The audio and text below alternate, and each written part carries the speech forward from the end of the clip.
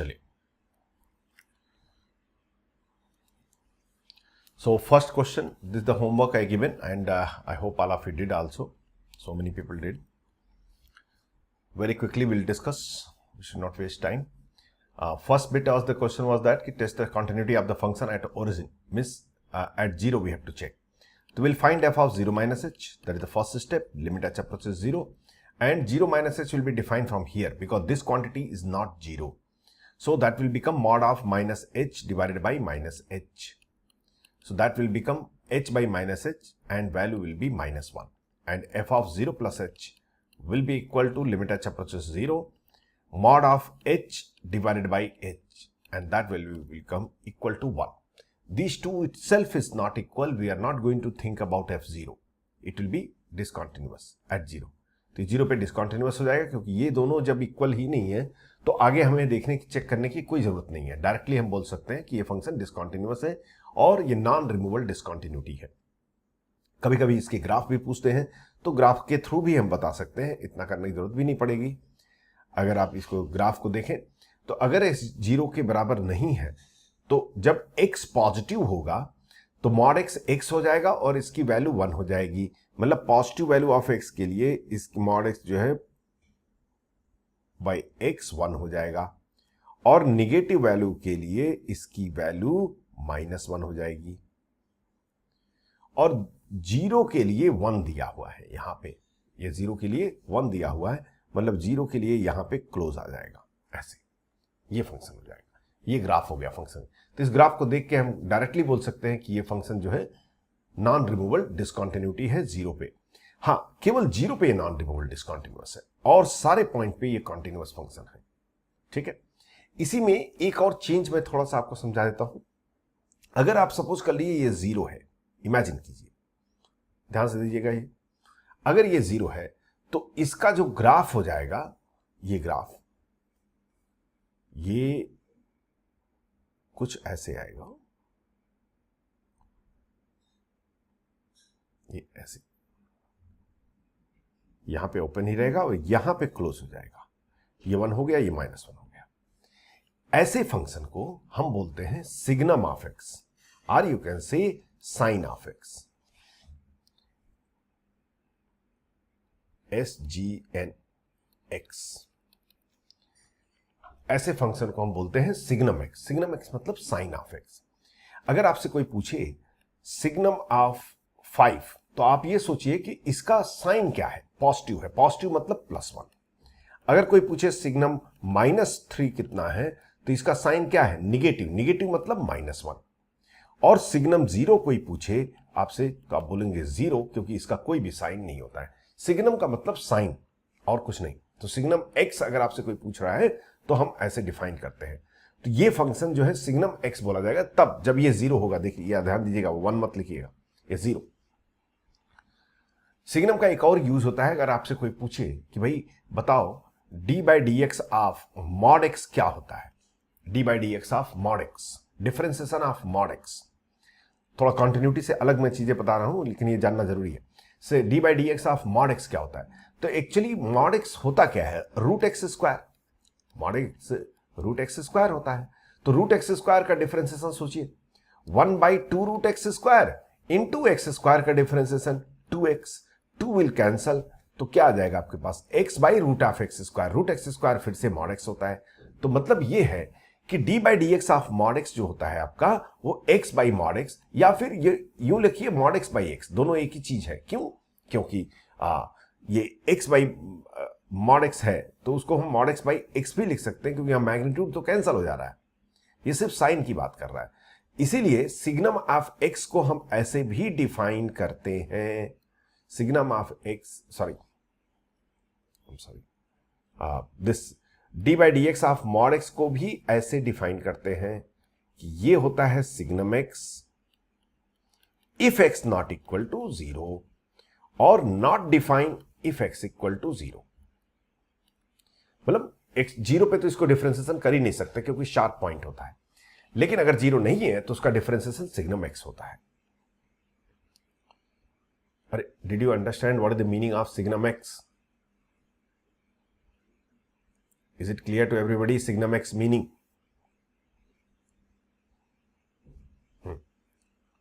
सो कहीं कहीं बुक में, बट लेकिन ये याद रखिए सिग्नम एक्स कोई स्टैंडर्ड रूल, स्टैंडर्ड टर्म नहीं है मैथमेटिक्स का।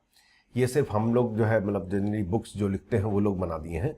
तो कभी भी आईआईटी में अगर सिग्नम एक्स को यूज करता है, किसी भी और एग्जामिनेशन में सिग्नम एक्स वर्ड यूज करते हैं, तो वो हमेशा डिफाइन करेंगे कि सिग्नम एक्स क्या होता है, क्योंकि ये एक स्टैंडर्ड फार्मूला नहीं है, एक स्टैंडर्ड टर्म नहीं है, ये अपनी तरफ से बनाया गया है कुछ लोगों द्वारा। लेकिन आप बुक सॉल्व करेंगे तो क्वेश्चंस हो सकते हैं। चलिए सेकंड क्वेश्चन पे आते हैं। Prove that f x is continuous at x equal to 0। ऐसे क्वेश्चंस को तो ओरल ही कर दो, ज्यादा अच्छा रहेगा।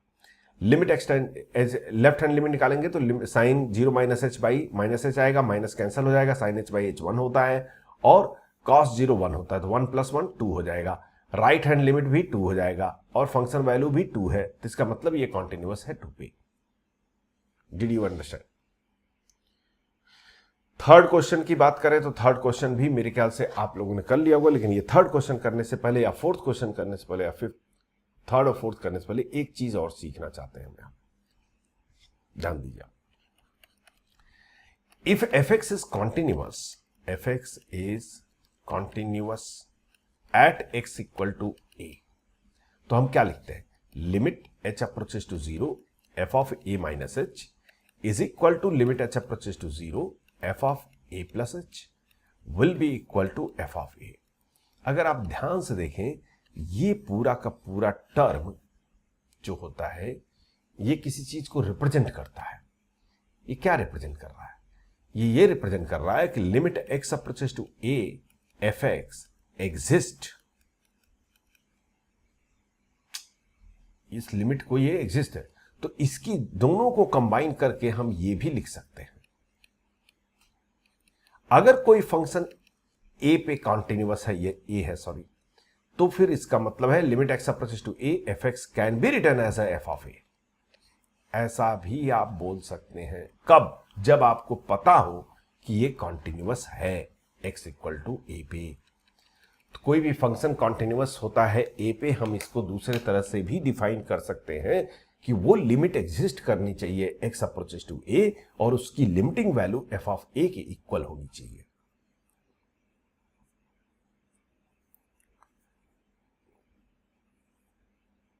Did not understand? अरे अंडरस्टूड एवरीबॉडी? ऐसे अगर मैं आपसे एक ट्रू फॉल्स, एक क्विज टाइप का ओरल क्वेश्चन पूछता हूं, जरा बताइए। सपोज कर लीजिए क्वेश्चन ये दिया है कि if limit x approaches to 2, limit x approaches to 2 f x exist, then what about continuity of fx at x equal to 2? You have to answer. आप लोग को बताना है आंसर इसका। इसके कंटिन्यूटी के बारे में आप क्या प्रेडिक्ट कर सकते हैं? सिर्फ इतना इंफॉर्मेशन दिया है कि ये एग्जिस्ट करता है और कोई इंफॉर्मेशन नहीं दिया है। Limit x approaches to 2 f x exist, आपको इसके कंटिन्यूटी के बारे में कुछ प्रेडिक्ट करना है, तो क्या प्रेडिक्ट करेंगे?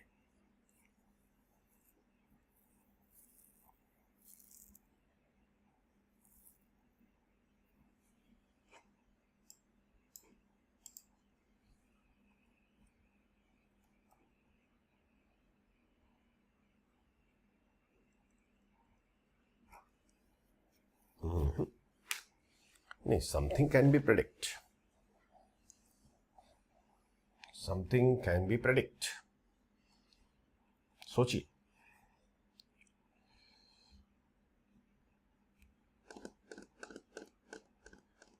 ये एग्जिस्ट करता है, अगर एग्जिस्ट करता है तो मतलब क्या हुआ?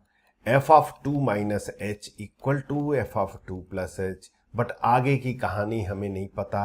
इसका मतलब ये है या तो ये फंक्शन 2 पे, या तो ये फंक्शन, तो what, how will answer it? Either f is continuous at x equal to 2 or f is having removable discontinuity at 2. Did you understand? भाई ऐसा भी तो हो सकता है कि f of 2 की वैल्यू 5 हो और इसकी वैल्यू, ये दोनों की वैल्यू 3 हो, तो रिमूवेबल डिसकंटिन्यूटी। मतलब एक चीज प्रेडिक्ट कर सकता हूं कि 100% F is not having non removable discontinuity. बाकी दो चीजों में कुछ भी हो सकता है, क्योंकि अगर ये एग्जिस्ट कर रहा है तो ये तो श्योर हो गया कि f of two minus h f of two plus h के इक्वल है, लेकिन ये श्योर नहीं होता है कि ये कॉन्टिन्यूअस है। कॉन्टिन्यूअस हो भी सकता है और डिसकंटिन्यूअस भी हो सकता है, लेकिन डिसकंटिन्यूअस होगा तो एक ही टाइप का डिसकंटिन्यूटी होगी, कैसे ही removable discontinuity. Non removable discontinuity नहीं हो सकता है, बस इतना हम प्रेडिक्ट कर सकते हैं। Is this clear to all of you? ये सारी छोटी छोटी चीजें होती हैं, बहुत छोटी चीजें, बहुत बिलीव कीजिए जेई में यही चीजें काम आती हैं। क्वेश्चंस इसी में से खींच करके निकाल के बनाते हैं, क्वेश्चन सॉल्व करने का और कुछ वो नहीं होता है। आगे देखिए क्वेश्चन, चलिए हम इसको करते हैं। अब इसको थोड़ा सा अप्लाई करते हैं। ये बोल रहा है discuss the continuity of a function this following function at x equal to 0। तो पहला ऑप्शन तो ये कि आप लेफ्ट हैंड लिमिट पढ़ना करो, राइट हैंड लिमिट, लेकिन मुझे यहां देख करके ये पता चल रहा है कि यहां left hand limit right hand limit का तो कोई लफड़ा होने वाला ही नहीं है। क्यों? क्योंकि ऐसे फंक्शन को हम लोग लिमिट सॉल्व करते हैं, डायरेक्ट लिमिट आता है, ये तो एग्जिस्ट करेगा। यहां मॉड नहीं है, ग्रेटेस्ट इंटीजर नहीं है, रूट नहीं है, तो डिस्क डज नॉट एग्जिस्ट होने का तो कोई चांस ही नहीं। तो डायरेक्टली लिमिट पता करो, कहीं तो limit x approaches 0, A power X plus B power X plus C power x minus 3, ऐसा क्वेश्चन किए हम लोग। ए पावर एक्स माइनस 1 कर देंगे, plus B power x minus 1 कर देंगे, प्लस सी पावर एक्स माइनस 1 कर देंगे, डिवाइडेड बाई एक्स है तो एक्स यहां आ जाएगा, एक्स यहां आ जाएगा और एक्स यहां आ जाएगा। ये क्या हो जाएगा? ln a plus ln b plus ln c, मतलब ln abc। बोले ये लिमिट की वैल्यू x अप्रोचेस 0, ये हो गया ln abc, और ये ln abc इक्वल टू 0 पे f0 भी ln abc है। तो मतलब ये है, हम ये कह सकते हैं कि limit x approaches 0 fx is equal to f0। तो 100% sure fx is continuous at x equal to 0। Is it clear to everybody?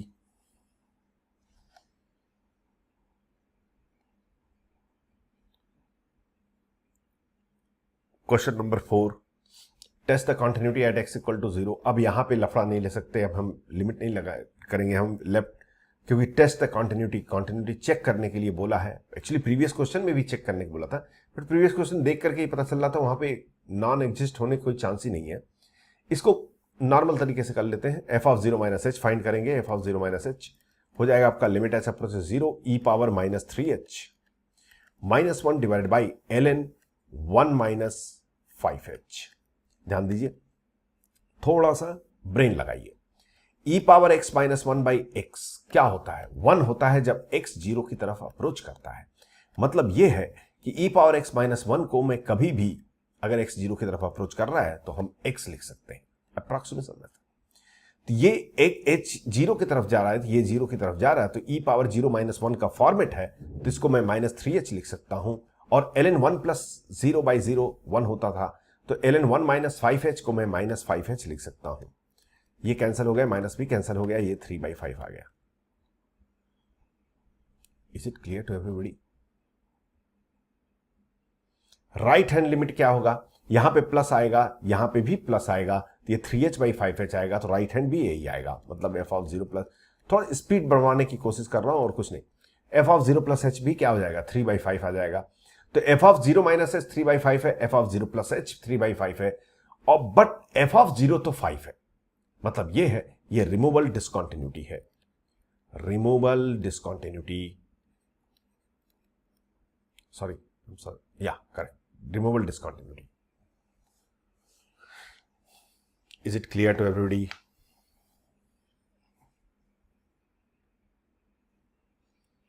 Fifth question देखिए, F of 0 minus H, don't sleep please, limit H approaches 0, x को 0 minus H लिखेंगे तो ये आ जाएगा minus H minus mod of minus H divided by 2। तो ये हो जाएगा माइनस एच, तो माइनस एच ही रहेगा। मॉड ऑफ माइनस एच क्या हो जाएगा? प्लस एच, तो minus H divided by 2, that will become minus 2h by 2, तो 0। और राइट हैंड लिमिट भी इतना ही आ जाएगा, h minus h divided by 2, that is again 0. So these two value are equal, but f of 0 is 2, तो ये discontinuous होगा और removable discontinuity होगी. I'm sure it's clear to all of you. How many of you got all correct? Good.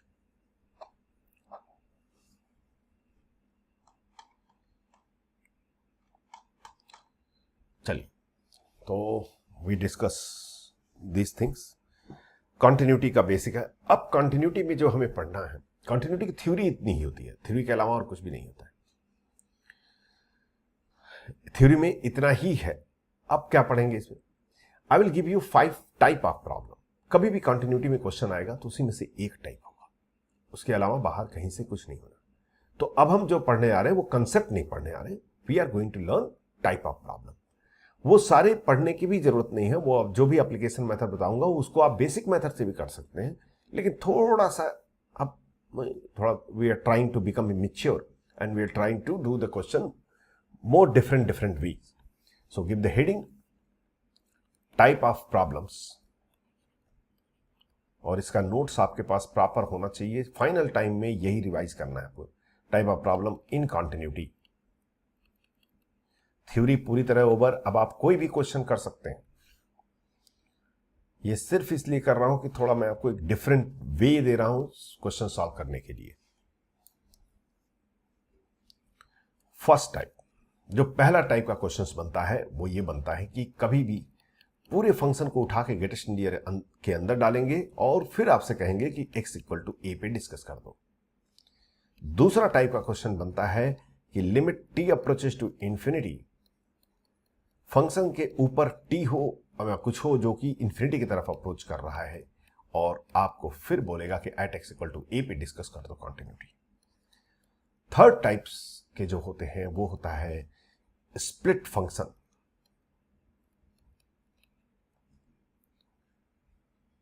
Split function मतलब function, अभी split function आपने किया है, जैसे एफ एक्स, इसके लिए ये एफ एक्स की वैल्यू है, इसके लिए एफ एक्स की वैल्यू है.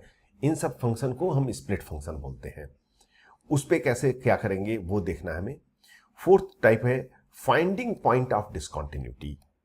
Finding point of discontinuity and composite function. And composite function.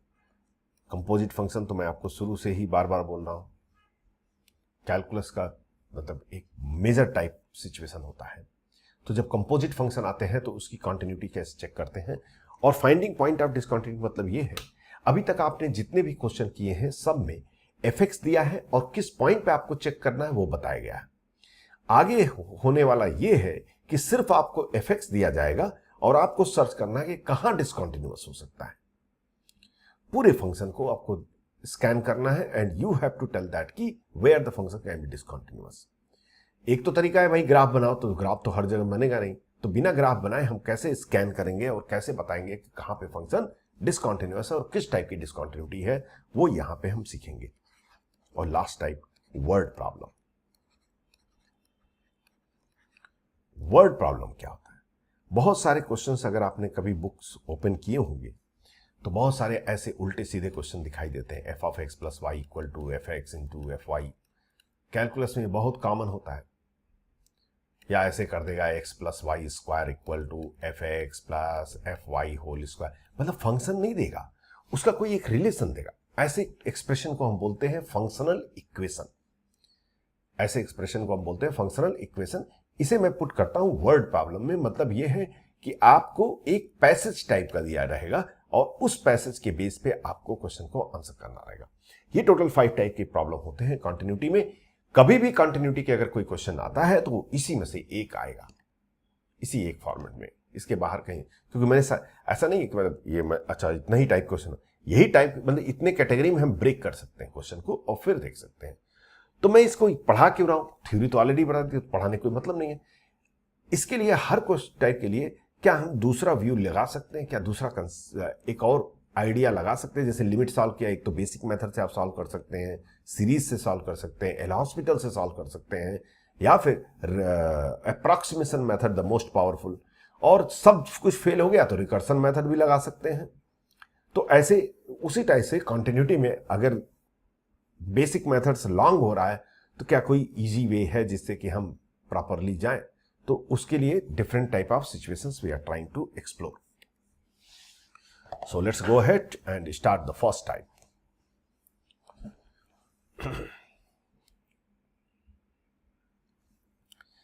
कभी भी अगर आपको सपोज कर लीजिए ग्रेटेस्ट इंटीजर एफ की कॉन्टिन्यूटी चेक करनी है, मतलब पूरा फंक्शन ग्रेटेस्ट इंटीजर के अंदर हो और आपको इसकी कॉन्टिन्यूटी चेक करनी हो, तो कहां पे ये डिसकंटिन्यूअस हो सकता है या कहां पे कॉन्टिन्यूअस होगा, वो ध्यान देने वाली बात है. जनरली बच्चों के माइंड में अगर मैं पहला बार पूछता हूं तो बताओ भाई greatest integer f x discontinuous कब होगा, तो आपके भी मन में आ रहा होगा कि जब एफ एक्स इंटीजर होगा. सही है कि नहीं? Greatest integer f x discontinuous तब होगा जब एफ एक्स इंटीजर होगा, जो कि गलत है. ऐसा कुछ नहीं होता है, ऐसा होता ही नहीं है. अगर आपने ध्यान दिया हो, हमने शुरुआत जब किया था क्वेश्चन का, ग्रेटेस्ट इंटीजर साइन एक्स की डिसकंटिन्यूटी चेक किया था एट एक्स इक्वल टू 0, π/2, -π/2. तो -π/2 पे इंटीजर होता है बट फिर भी ये कॉन्टिन्यूअस होता है. तो ये ऐसा कोई रूल नहीं होता है कि greatest integer f x discontinuous तब होगा जब एफ एक्स इंटीजर होगा. ये तो तब की बात है कि जब ग्रेटेस्ट इंटीजर एक्स हो तो ये डिसकंटिन्यूअस होगा जब एक्स इंटीजर होगा. ये प्रॉपर्टी आप एक्स को फंक्शन रिप्लेस करके नहीं कर सकते कि एक्स को एफ एक्स लिख दो तब भी ये वैलिड होगा. ऐसा कुछ नहीं होता है. तो इसके लिए कैसे करेंगे? एक तो तरीका है भाई, जब आपको पॉइंट दिया है तो बेसिक मेथड आपके पास है, अप्लाई कीजिए बेसिक मेथड, आंसर आएगा, उसमें कोई दो राय नहीं है. क्या इसको किसी दूसरे तरीके से सोच सकते हैं? हाँ, ग्राफिकली सोच सकते हैं. अब वो चीज मैं यहां समझाने की कोशिश कर रहा हूं जिससे हम ओवरऑल आंसर बता सकें. ये कोई शॉर्टकट नहीं है, ग्राफ है, प्योर ग्राफ. देखिए, जब भी आपको ग्रेटेस्ट इंटीजर एफ एक्स की कॉन्टिन्यूटी चेक करनी हो, ग्रेटेस्ट इंटीजर एफ एक्स की कॉन्टिन्यूटी चेक करनी हो, तो हमेशा क्या कीजिए, ग्रेटेस्ट इंटीजर को भूल जाइए, एफ एक्स फंक्शन को सोचिए और फंक्शन में ये पॉइंट पुट कीजिए. दो पॉसिबिलिटी है, या तो एफ ऑफ ए आपका इंटीजर होगा या फिर आपका एफ ऑफ ए इंटीजर नहीं होगा. अगर एफ ऑफ ए इंटीजर नहीं है तो बिना कुछ सोचे समझे सीधे बोलिए कि greatest integer f x will be continuous at x equal to a. कुछ भी सोचने की जरूरत नहीं है, वो सीधे बोलेंगे हम continuous at x equal to a. अगर f of a इंटीजर नहीं है तो, अगर f of a इंटीजर है तो तब फिर उसमें सिचुएशन बनता है. उसमें पहला सिचुएशन ये है कि if x equal to a is point of minima of fx. याद रखिए, मैं सिर्फ fx की प्रॉपर्टी देख रहा हूं, ग्रेटेस्ट इंटीजर नहीं बता रहा हूं. if x equal to a is point of minima of fx, minima मालूम है ना, ग्राफ जो है मिनिमम हो जाए, minima of fx, then greatest integer fx will be continuous at x equal to a. कुछ बात समझ में आई आप लोग को? जब भी ग्रेटेस्ट इंटीजर एफ एक्स की कंटिन्यूटी चेक करनी है तो पहला काम तो हम करेंगे कि ग्रेटेस्ट इंटीजर को भूल जाएंगे, ए को पुट करेंगे.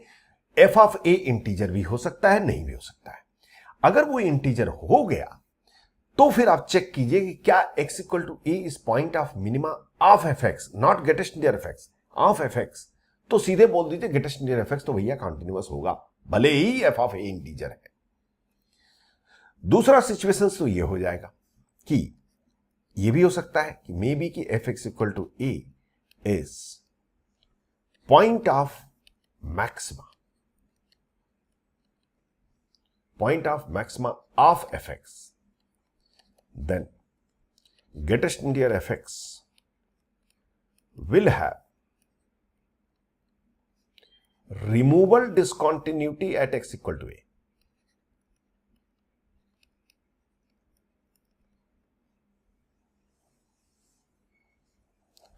then greatest near fx will have removable discontinuity at x equal to a.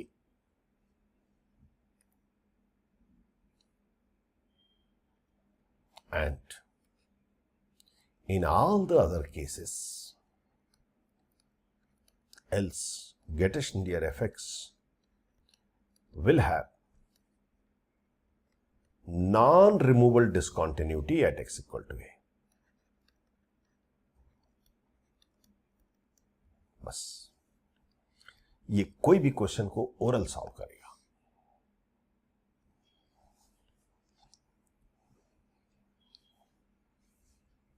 ये किसी भी क्वेश्चंस को ओरल सॉल्व करेगा।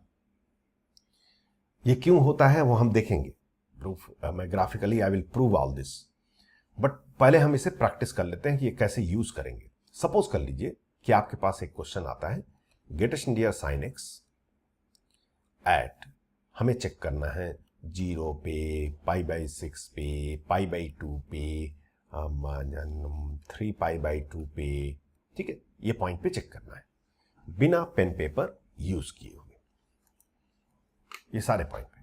देखिए मैं I am going to tell you, just listen carefully. पहले बात हमें इस पॉइंट पे चेक करना है, ठीक है भाई। पहले बात तो हम ग्रेटेस्ट नियर को भूल जाएं और ये सारे पॉइंट को इसके अंदर पुट करते हैं। और अगर आप पुट करेंगे तो sin 0 तो 0 हो जाएगा, sin π/6 तो 1/2 हो जाएगा, sin π/2 1 हो जाएगा, sin 3π/2 -1 हो जाएगा। I hope all of you agree. यहां पे ये एक ऐसा पॉइंट है जिसपे ये फंक्शन ये वो नॉन इंटीजर है, तो सीधे बोल दीजिए ये तो कॉन्टिन्यूटी के पॉइंट है भाई। At π/6 sin π/6 is coming how much, 1/2, non integer. Non integer तो it means 100% it will be continuous, तो π/6 तो कॉन्टिन्यूअस का पॉइंट हो गया, ठीक है भाई। 0 sin 0 क्या है, 0 है, इंटीजर है। अब अगर इंटीजर है तब हम इधर जाएंगे, अगर इंटीजर नहीं है तो याद रखिए तब आपको मैक्सिमम मिनिमा चेक नहीं करना है। π/6 पे इंटीजर नहीं है तो हमने कोई चेक नहीं किया मैक्सिमम होगा मिनिमा, सीधे बोल दिया कि ये कॉन्टिन्यूअस होगा।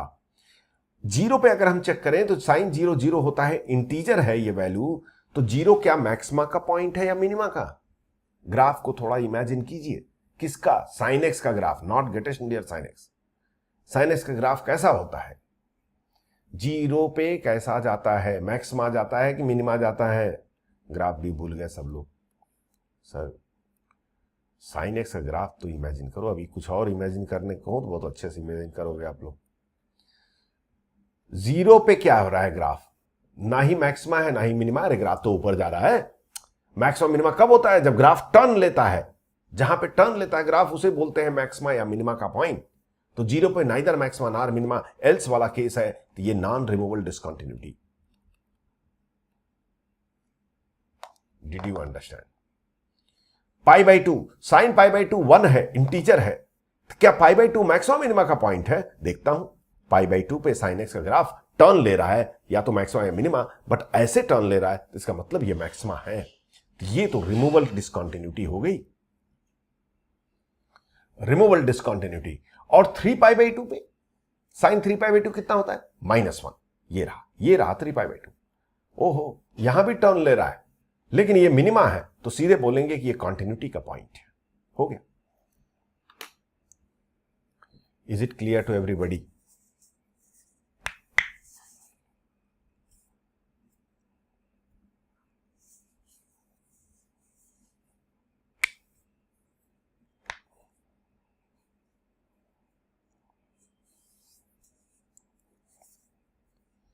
Everybody understood? Okay. और देखते हैं इसका एप्लीकेशन।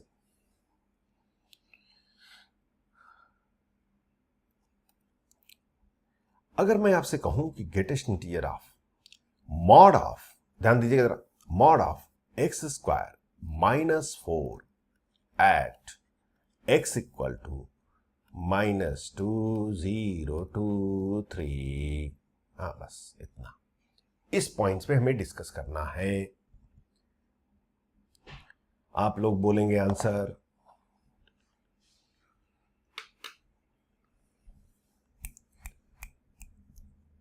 किस पॉइंट पे क्या होगा, -2 पे क्या होगा, 0 पे क्या होगा, 2 पे क्या होगा, 3 पे क्या होगा, आपको बोलना है, मुझे नहीं बोलना।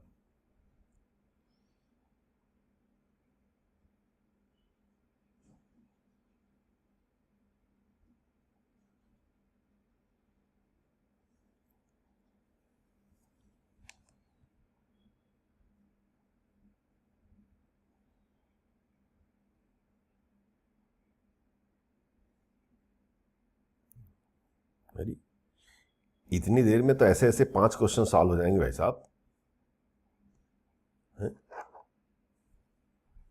देखो मैथ्स में कुछ टॉपिक्स ऐसे होते हैं जिसके जहां पे टाइम सेव होता है, वो टाइम हम दूसरे टॉपिक जिसमें जो लेंदी होता है उसमें अप्लाई करते हैं। आप लोग तो पूरा रामायण लिखने लगे, एक पॉइंट से थोड़ी काम चलेगा मेरा, मुझे तो चारों पॉइंट चाहिए, फट फट फट फट। ओके ओके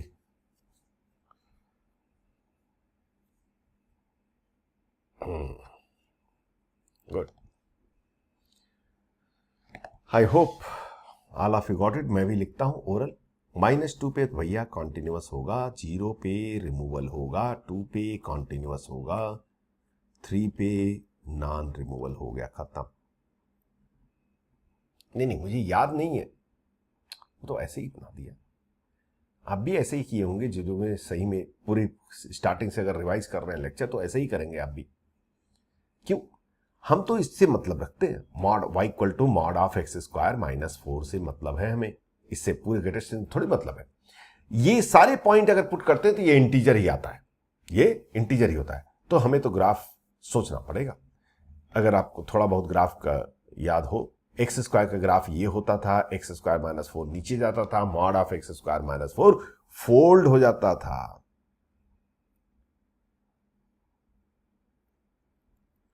ये और ग्राफ यूं आ जाता था, ऐसे और कुछ ऐसे रफली। -2 था, ये 2 था, ये 0 था। ध्यान दीजिए, -2 और 2 तो क्या हो गया, मिनिमा, क्योंकि ग्राफ टर्न कर रहा है। जब भी ग्राफ टर्न करे, अगर ऊपर से जाकर के नीचे, ऊपर से जाते हुए नीचे जाए फिर ऊपर जाए, तो वो टर्निंग पॉइंट जो है मिनिमा हो जाता है। तो -2 और 2 तो इंटीजर है बट मिनिमा है, तो इसलिए कॉन्टिन्यूअस हो गया। 0 p मैक्सिमा है, इसलिए रिमूवल डिसकंटिन्यूटी हो गई। और 3 यहां पे कहीं होगा, इसके करस्पॉन्डेंट ना ही मैक्सिमा है ना ही मिनिमा है, इसका मतलब ये नॉन रिमूवल डिसकंटिन्यूटी हो गया। अरे is this clear to everybody?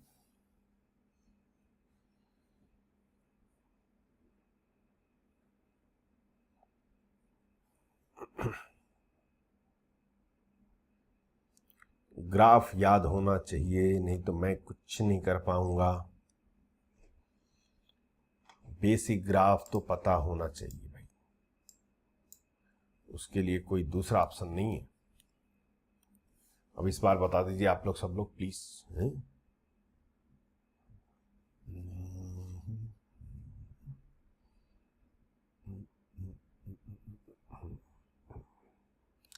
Greatest integer of mod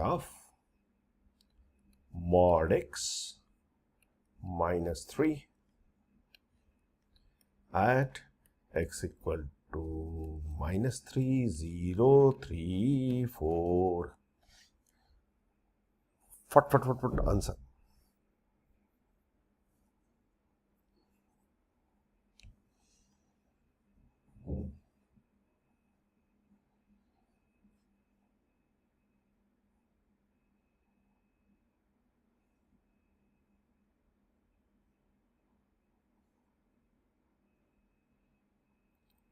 अरे is it done?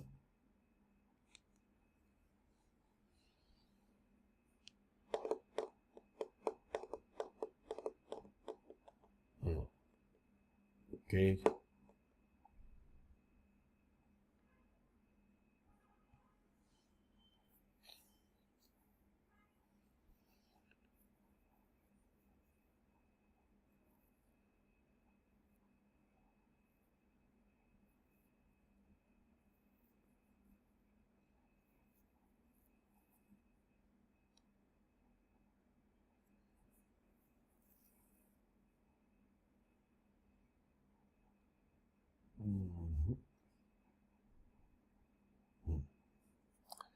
Very simple, same kind of question है गिवन। ये सारे पॉइंट्स पे ये इंटीजर है, -3 पुट करेंगे 0 हो जाएगा, 0 पुट करेंगे 3 हो जाएगा, 3 पुट करेंगे 0 हो जाएगा, 4 पुट करेंगे 1 हो जाएगा। ये तो पूरे पे कॉन्टिन्यूअस है, सॉरी इंटीजर है, तो इसका मतलब हमें ग्राफ चाहिए mod x minus mod x minus 3 का ग्राफ। तो mod x ये होता है, mod x माइनस 3 ये होता है, फिर से mod लगा देंगे तो ग्राफ कुछ यूं बन के तैयार हो जाएगा, ऐसे रफली। -3 0 3, ओहो ये तो सेम हो गया, और 4 यहां पे आ गया। तो ये कॉन्टिन्यूअस, ये भी कॉन्टिन्यूअस, ये 0 पे रिमूवल डिसकॉन्टिन्यूटी एंड इस पे non removal finish.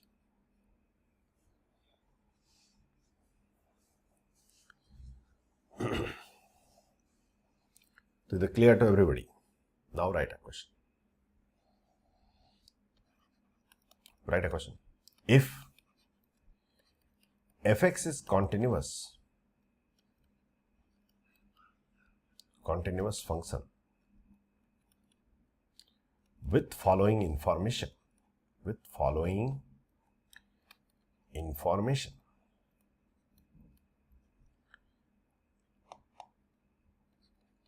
f of a comma f of b comma f of c comma f of d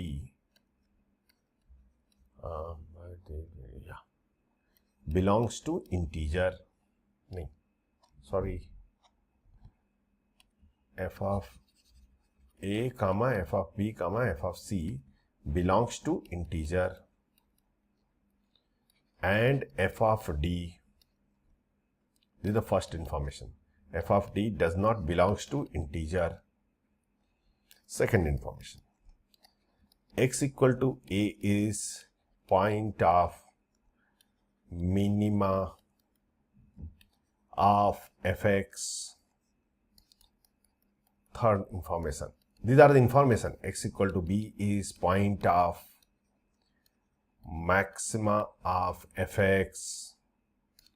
Fourth information, x equal to c is neither maxima nor minima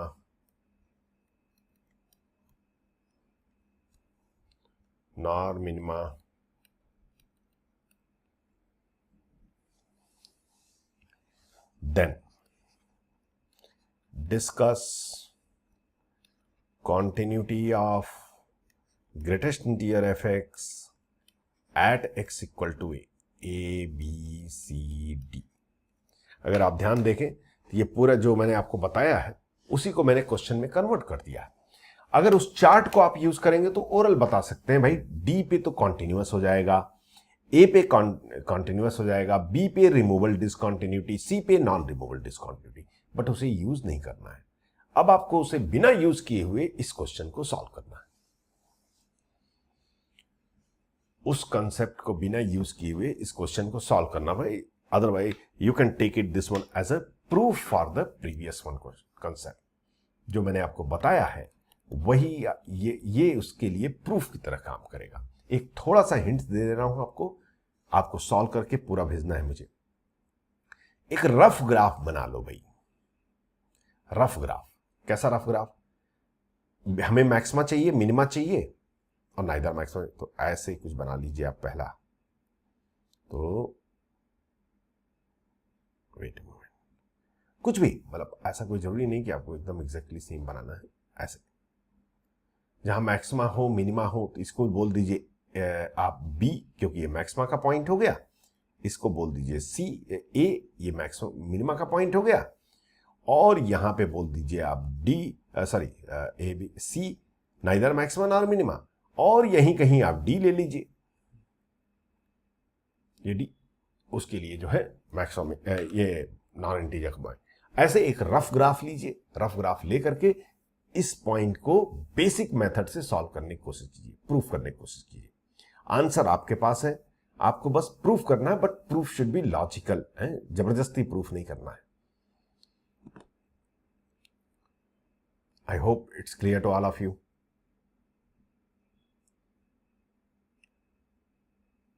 question note कर लिया आप लोगों ने?